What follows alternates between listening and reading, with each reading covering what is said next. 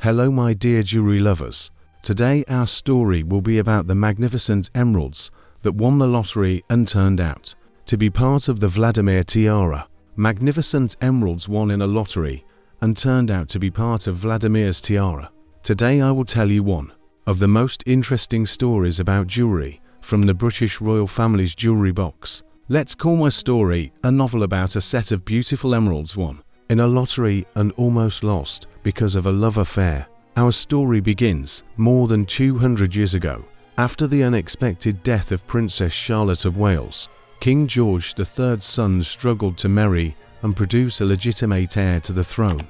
In 1818, the king's seventh son, Prince Adolphus Frederick, Duke of Cambridge, married a young German royal, Princess Augusta of Hesse-Kassel. The new Duke and Duchess of Cambridge settled in Hanover, where Adolf served as the monarch's viceroy. While visiting her native Hesse, Augusta decided to buy lottery tickets from the state charity lottery in Frankfurt. To everyone's surprise, she won a small box containing about 40 Cabochon emeralds of various sizes. The stones accordingly became known as Cambridge emeralds, after the ducal couple's niece Victoria became queen in 1837. Hanover passed to Adolf Frederick's older brother Ernst August. The Cambridge family moved to England and settled in Kensington Palace. After the move, Princess Augusta commissioned an English jeweler to make a necklace with 5 pendants and a pair of earrings from 1 emeralds. Adolf and Augusta had 3 children: Prince George, who inherited the Duchy of Cambridge; Princess Augusta, who married the Grand Duke of Mecklenburg-Strelitz; and Princess Maria Adelaide, who married the Duke of Teck, a member of the royal family of Württemberg. When Duchess Augusta of Cambridge died in 1889, Princess Maria Adelaide, Duchess of Teck, inherited the winning emeralds.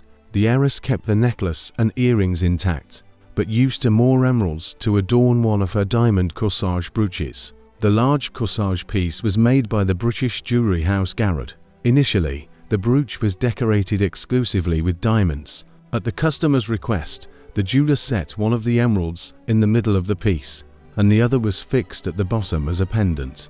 A portrait from 1893 shows the Duchess of Teck wearing a full set of jewellery with Cambridge emeralds. After Maria Adelaide's sudden death in 1897, the emeralds were inherited by her second son, Prince Franz of Teck. Franz was a bachelor and had no wife to use his mother-in-law's jewellery. However, the spectacular aristocrat did have a mistress, Ellen Constanza, wife of Francis Needham, 3rd Earl of Kilmorey. The Cambridge emeralds almost left royal hands in 1910 when Frank died of pneumonia at the age of 40. The prince decided to bequeath his mother's legacy to his beloved Ellen. As you can probably imagine, Frank's sister, who became Queen Mary just a few weeks after his death, was not particularly happy about this turn of events. She instructed lawyers to seal Frank's will and went straight to the Countess of Kilmorey to recover the emeralds, and she succeeded. Queen Mary made her family's jewellery part of the British royal jewellery collection.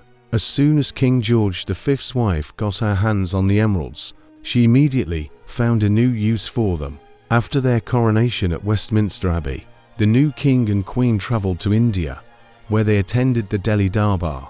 For the momentous occasion, the royal couple commissioned Garrard craftsmen to create a new set of jewellery from heirloom emeralds. The jewellers produced a parure consisting of a tiara, a necklace, a corsage brooch and a pair of earrings. The tiara originally consisted of 10 Cambridge emeralds set in a diamond-encrusted setting. Another 9 emeralds were used in the necklace. 7 stones adorned the corsage brooch, and 2 emeralds sparkled in the queen's earrings. In India, the monarch was presented with a carved emerald brooch and a necklace checker, unrelated to the Cambridge set. Today, the set also includes a bracelet with 3 Cambridge emeralds, a classic diamond, an emerald brooch and a pendant. The Cambridge Delhi Darbar parure is notable for combining Queen Mary's family emeralds with some of the largest and most impressive diamonds from the royal vaults.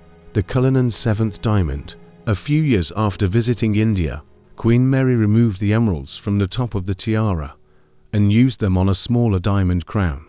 The 10 stones that had been set on the top of the Delhi Durbar tiara were transformed into drop-shaped pendants on the Vladimir tiara. Almost immediately, 5 more emerald drops were added to them. As a result, the total number of emeralds in the Vladimir's tiara reached 15. Queen Elizabeth II regularly used the Vladimir tiara and other parts of the Cambridge Delhi Durbar parure for formal occasions. Maria Teska's emerald choker was also created. It was the one that was worn very often by Princess Diana. A little about the history of this masterpiece of jewelry craftsmanship. It was created back in 1911. Beautiful emeralds, presented by noble ladies of India, were used in its manufacture. The best masters of the Garrod Company worked on the creation of this work of art, made in the Art Deco style. The choker looks and combines perfectly with Cambridge emerald parure.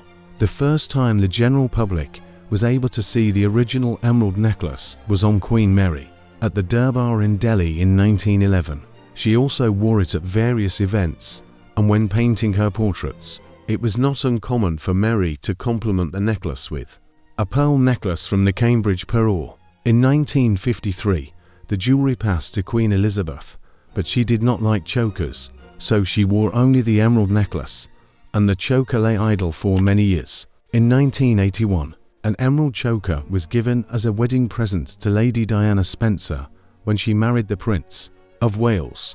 Although the choker was given to Princess Diana for life, and she kept the jewel after her divorce. After Lady Di's tragic death, it was once again in the Queen's possession. The most triumphant appearance of the choker in public was in 1985. The Princess of Wales wore it as a bandeau in Melbourne, Australia. The emerald jewel, along with the Spencer tiara and emerald drop earrings presented by the Prince of Wales, was also seen on Princess Diana in 1988. Another famous appearance of the choker was at a return banquet hosted by the King of Malaysia at the Dorchester Hotel in 1993. And finally, the last time Lady Di adorned herself with this masterpiece of jewelry was during her birthday celebrations. Diana was 36 years old at the time.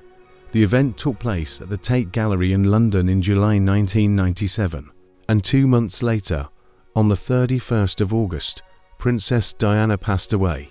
Today's Princess Kate Middleton went public in an emerald Queen Mary choker for the Earthshot Prize ceremony at the MGM Music Hall at Fenway in Boston in 2022, and, as I personally think, one can admire this marvelous piece of jewelry endlessly. What do you think? Write about it in the comments.